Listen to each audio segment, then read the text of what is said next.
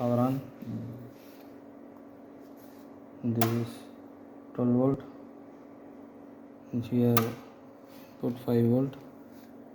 So pulse given this point, measure this point come 5 volt.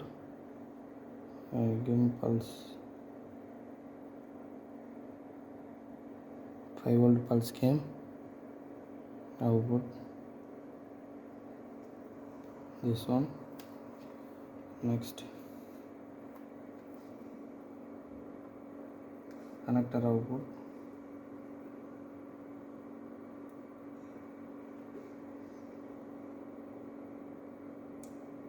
Pulse, one type of pulse. Another one. Pulse cam. Output cam. Correctly. Communication okay. Okay.